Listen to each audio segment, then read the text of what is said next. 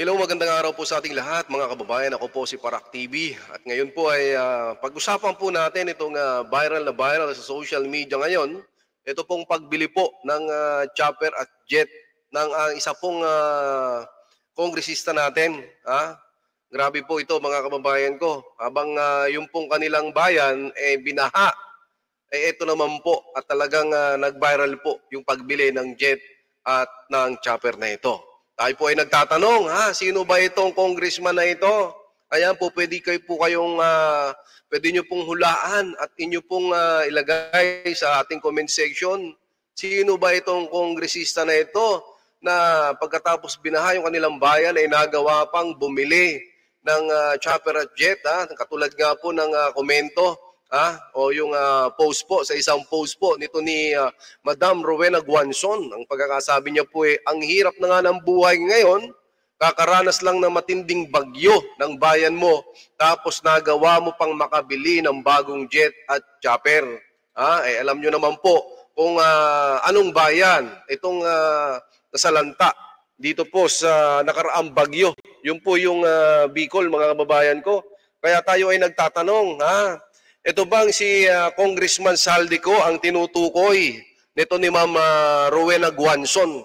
Grabe po, ito po, viral na viral po ito sa social media, mga kababayan. Nakalagay naman po dyan, nakikita nyo po sa screen nyo, sinong congressman ang may bagong acquired na brand new helicopter Bell 429 and a Gulfstream 500 jet na nagkakahalaga po ng 2.5 billion at ang chopper ay 400 billion. Ang dami po mga kababayan natin na nagtatanong sa social media kung yun daw pong pinambili ng mga panghimpapawid na sasakyang ito ay galing po diyan po sa inyong mga flood control na 61 billion. Sana naman po ay malaman po natin at maimbestigahan kung ang ibinili po sa chopper na ito at sa jet na ito ay pera po ba talaga, galing po ba talaga sa bulsa ni Congressman. Dapat po ganito ang isinasalang natin diyan sa Kongreso, diyan sa Senado, para matigil po kung may mga karumal-dumal silang ginagawa, kung may mga korupsyon silang ginagawa, ay dapat pong matigil, mga kababayan. Magpakita po ng resibo na ito po ay binili galing sa sariling bulsa o binili ba ito galing na naman sa buwis nating mga Pilipino. Nakakalungkot po kasi ang ginagawa po nila, patuloy po ang tirada nila sa mga Duterte. Yung Quadcom nila, yung mga Pilipino, masyado ng pinag-aaralan din sila ng mga Pilipino. Kung itong 19 Congress na ito ay para pa ba sa mga Pilipino? Paggawa pa ba ng batas itong kanilang inaatupag o pamumulitika? Kaya po mga kababayan ko ay dapat po talaga na sagutin itong patutsada po nito. Although wala pong pinangalanan itong si Ma'am Rowena Guanzon, pero naglabasan na po ang pangalan po ni Congressman Saldico sa social media. Na siya daw po ang tinutukoy diyan ni Ma'am Rowena Guanzon. At ito nga po ang isa sa mga post naman po sa kanyang social media account ni Sir Jay Sonsa, katas ng pagiging congressman. Usap-usapan ngayon sa 4 na sulok ng bansa ang pagkakaroon ng isang private jet at helicopter ng isang mambabatas ng mababang kapulungan ng Kongreso ng Republika ng Pilipinas. Our research indicates that a brand new chopper would cost about 400 million and a private jet can be had at 2.5 billion. Dahon na rito ay naging malaking usapin ang hayagang pagpapasikat ng mga kinatawan ng kanilang mga luxury cars and vans, limited edition, handmade wristwatches, signature bags, and shining shivering diamonds and precious stone. Ibang-iba talaga ang tatak plunder, graft and corruption ng 19th Congress of the Republic of the Philippines. Yan po ang post po ni Sir Jay Sonsa, mga kababayan. Kakaiba. So kung makakabili po itong mga congressman natin ng ganito kamamahal na mga sasakyan, abay napakayaman po pala ng mga congressman natin. Magkano lang po ba ang sinusweldo ng mga yan? Sabihin na po natin, ang ilan po sa kanila ay may mga negosyo. Pero kung ikaw ba, negosyante, mas uunahin mo bang bumili ng ganyang kamamahal na mga sasakyang panghimpapawid? Tayo po ay nagtatanong lamang, di ba? Sabi nga po ni Ronald sa kanyang komento dito sa social media, kalaki ng nakalumbat, pwede na siguro yan imbestigahan o namamayag pagiging chick. May kasama pa yan na ganyan din, ang yaman nakatago lang. Baka makatakas pa yan kung tatagal na walang mag-imbestiga. Talagang yung mga kababayan po natin sa social media, tinutumbok po itong si Mr. Congressman Saldico. Sabi naman po ni Madid Normala, House of Representatives. Ito na daw ang house ng mga magnanakaw. Yan po ang pagkakasabi dito. Sabi po ni Yosa Alinob sa Witan, si PRRD lang ang mahirap na politician sa bansa. Grabe mga kababayan. Kilalang-kilala na.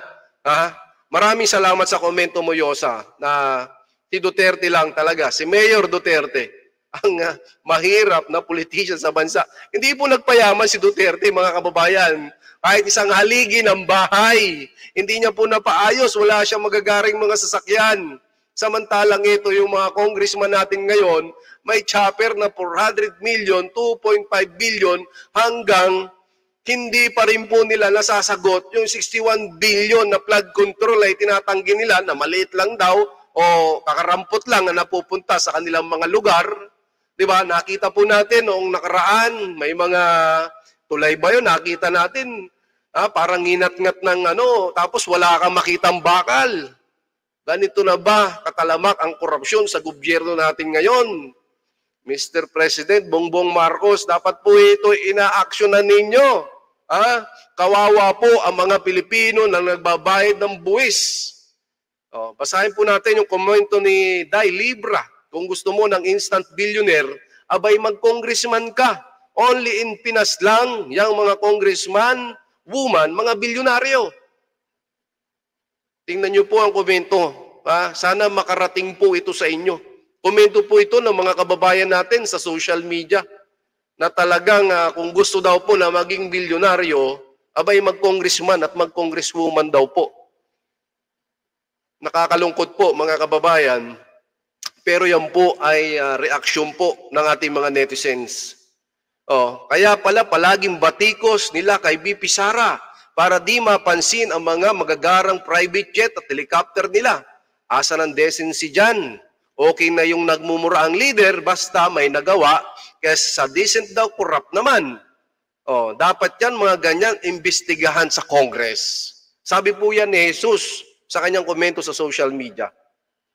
So, papayag po ba ito mga congressman natin na imbestigahan kung pera po ba ng tao bayan ang ibinili diyan sa mga magagarang sasakyang panghimpapawid na yan? Halos ang makikita nyo po ay namumuhi po ang mga kababayan natin Pilipino sa kanilang mga komento dahil talamak po ang korupsyon sa bansa natin. Totoo po yan mga kababayan, tingnan nyo po sa iba't ibang social media platforms na talagang itong ating mga kababayan ay sawang-sawa na. Kung po pwede nga lang magpalit na kaagad ng liderato, ayan din po ang panawagan ng mga kababayan natin Pilipino. Ginagawa po nila, alam na rin po ng mga kababayan natin, demolition job sa mga Duterte para hindi mapansin yung kanilang ginagawa na pagnanakaw daw sa gobyerno. Di po ba nakakalungkot mga kababayan? Mismong sa mga komento po sa social media. Sabi pa dito ni Mariano So, itong 19th Congress, ito na yata ang may pinakamaraming nakurakot sa kasaysayan ng Pilipinas sa panahon ng Marcos administration. Kung magbabalik tanaw tayo kay Marcos Sr., ganyan din ang nangyari. Kaya pala sobrang hirap ng mamamayan. Ngayon doon napunta, imbis na sa public service, dapat habuli ng sambayanan at kasuhan sila nang di pa marisan. So muli mga kababayan, maging mapagmatsyag po tayo, dahil habang naghihirap po yung mga kababayan natin ay yumayaman po ng payaman itong mga politiko na ito. At tayo naman po ay nagtatanong lamang din dito sa channel natin kung totoo ba ito, Congressman Saldico, na kayo po ang nakabili ng chopper at jet na yan, na inilabas po, na pinasingaw ni Ma'am Rowena Guanzon, at ganun din yung statement po ni Mr. Jason Sa.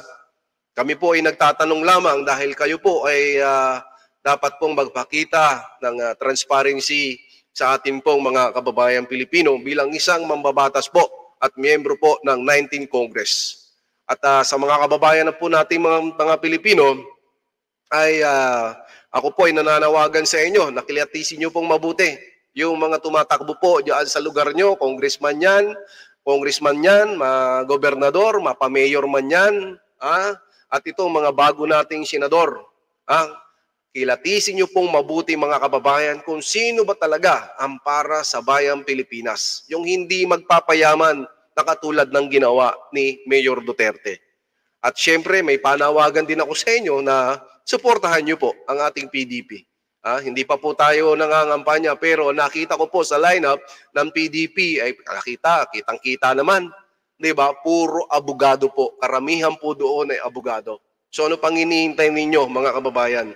Maging mapagbatyag at boboto tayo. Isang matalinong pagboto ang gagawin natin para na sa ganon ay mawakasan itong korupsyon sa gobyerno. Magandang araw po sa inyong lahat. Ako po muli si Parak TV. Mahalin po natin ang Pilipinas.